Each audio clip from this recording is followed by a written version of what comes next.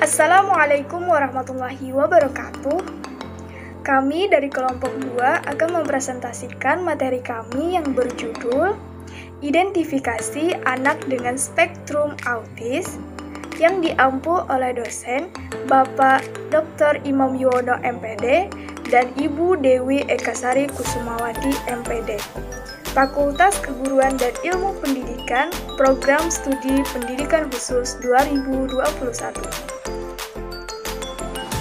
Sebelum kami mempresentasikan materi kami, saya akan memperkenalkan anggota-anggota dari kelompok 2. Yang pertama ada Aminah, yang kedua Farah Ramadhani, yang ketiga Rival Azmi, yang keempat Septiani Widi Anggraini, yang kelima yaitu saya sendiri, Sri Fahtona, dan yang terakhir ada Zakia Hadi.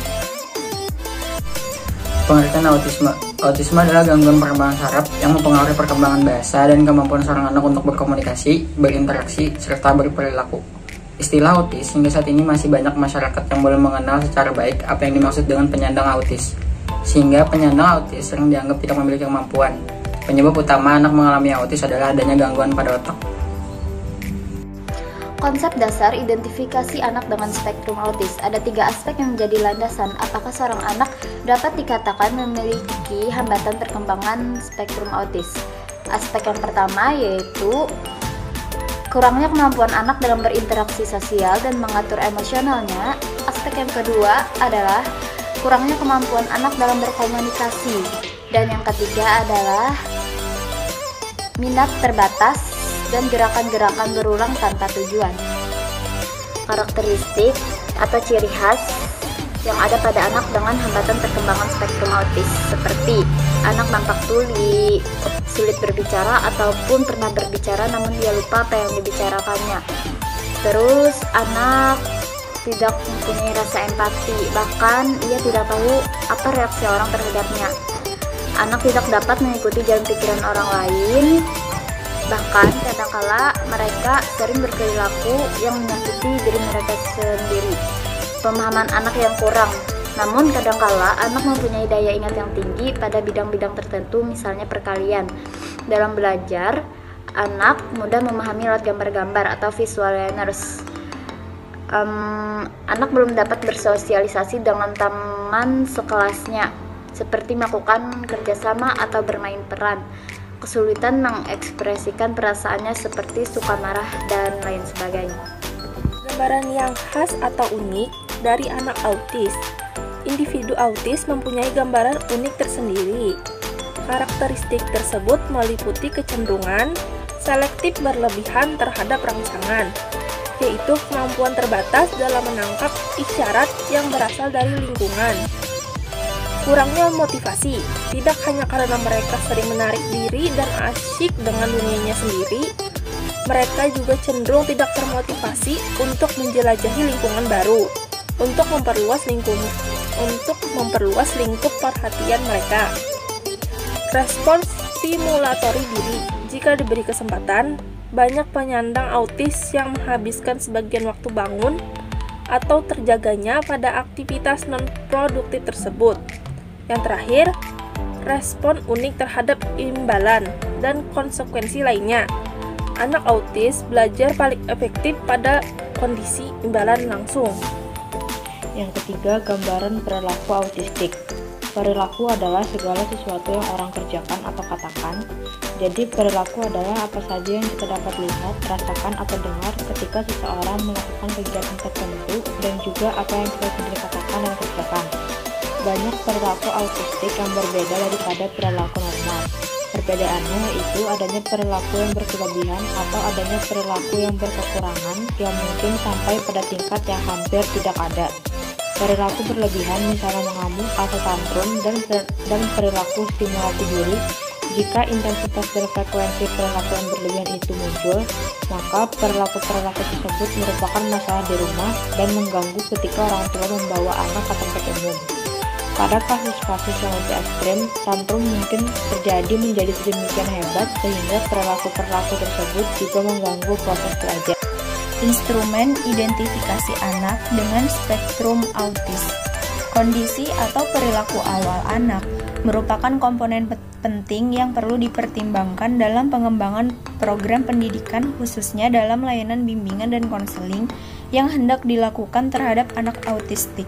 Untuk mengidentifikasi autistik, tidaknya seorang anak perlu adanya kerjasama suatu tim kerja terpadu yang terdiri dari tenaga pendidik, yaitu konselor, guru, dan kepala sekolah, tenaga medis, ada psikiater dan dokter anak, psikolog, ahli terapi bicara, pekerja sosial, dan perawat sangat diperlukan agar dapat mendeteksi dini, serta memberi penanganan yang sesuai dan tepat waktu.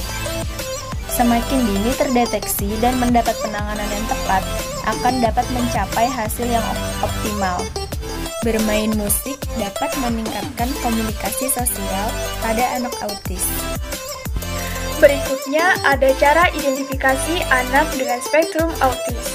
Salah satu cara untuk mengidentifikasi anak autisme adalah dengan melihat gejala yang muncul sesuai dengan kriteria DSM-4 atau Diagnostic and Statistical Manual 1994, yaitu harus ada 6 gejala dari 1, 2, 3, dengan minimal 2 gejala dari 1 dan 1 gejala dari 2 dan 3.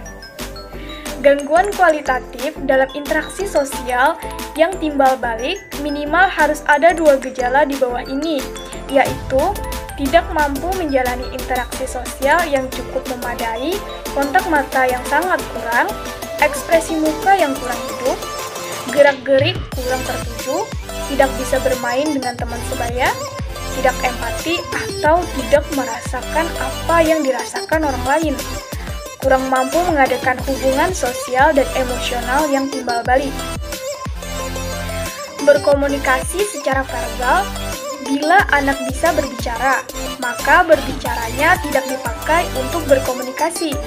Sering menggunakan bahasa aneh yang diulang-ulang, cara bermain yang kurang variatif, kurang imajinatif, dan kurang dapat meniru. Adanya suatu pola yang dipertahankan dan diulang-ulang dalam perilaku. Minat dan kegiatan. Minimal harus ada 1 gejala-gejala berikut ini. Mempertahankan 1 minat atau lebih dengan cara yang khas dan berlebihan. Terpaku pada 1 kegiatan yang rutinitas, yang tidak ada gunanya, dan gerakan-gerakan aneh yang khas dan diulang-ulang. Seringkali sangat terpukau pada bagian-bagian benda. Sebelum umur 3 tahun, tampak adanya keterlambatan atau gangguan dalam bidang interaksi sosial, bicara dan bahasa, dan cara bermain yang monoton, kurang variasi. Identifikasi menggunakan beberapa forum, yaitu forum 1 tentang informasi perkembangan anak, forum kedua tentang data orang tua atau wali murid, forum ketiga tentang AI anak berkebutuhan khusus, forum pendukung, forum perspektif akademik, dan forum perspektif okupasi dan wicara. Cara-cara dalam melakukan observasi di lapangan. Observasi adalah aktivitas mencatat suatu gejala atau peristiwa dengan bantuan alat atau instrumen untuk merekam atau mencatat guna tujuan ilmiah atau tujuan lainnya. Observasi dapat dilakukan oleh orang awam atau ilmuwan. Prinsip umum dalam melakukan observasi adalah pengamat tidak memberikan perlakuan tertentu kepada subjek yang diamati, melainkan membiarkan subjek yang sedang diamati berucap dan bertindak sama persis dengan kehidupan mereka sehari-hari. Adapun cara-cara dalam melakukan observasi, yang pertama, melakukan pemilihan tempat penelitian. Kedua, menentukan jalur utama, termasuk komunitas dari subjek yang diteliti. Yang ketiga, menentukan fokus pengamatan. Keempat, menentukan cara mencatatkan hasil pengamatan. Dan yang terakhir, mendeskripsikan hasil pengamatan. Etika yang harus dilakukan dalam melakukan observasi anak dengan spektrum autis. Penelitian yang menggunakan manusia sebagai subjek tidak boleh bertentangan dengan etika. Tujuan harus etis dalam arti hak responden harus dilindungi. Langkah-langkah yang dilakukan untuk memenuhi etika penelitian adalah sebagai berikut. 1. Menghormati harkat dan martabat manusia. Yang kedua, menghormati privasi dan kerahasiaan subjek penelitian. Yang ketiga, keadilan dan inklusivitas atau keterbukaan. Yang keempat, memperhitungkan manfaat dan kerugian. Jadi kesimpulannya, autisme adalah suatu gangguan perkembangan yang kompleks menyangkut komunikasi, interaksi sosial, kognisi, dan aktivitas imajinasi. Gejalanya mulai tampak sebelum anak berusia 3 tahun. Seseorang baru dapat dikatakan termasuk kategori autisme bila ia memiliki hambatan perkembangan dalam 3 aspek, yakni kualitas kemampuan interaksi sosial dan emosional, kualitas yang kurang dalam kemampuan komunikasi timbal balik, minat yang terbatas, disertai gerakan-gerakan berulang tanpa tujuan.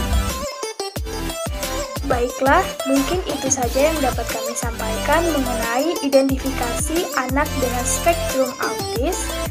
Jika ada kekurangan dan kesalahan, kami mohon maaf. Dan apabila ada kritik dan saran, bisa disampaikan di dalam diskusi. Sekian dan terima kasih. Wassalamualaikum warahmatullahi wabarakatuh.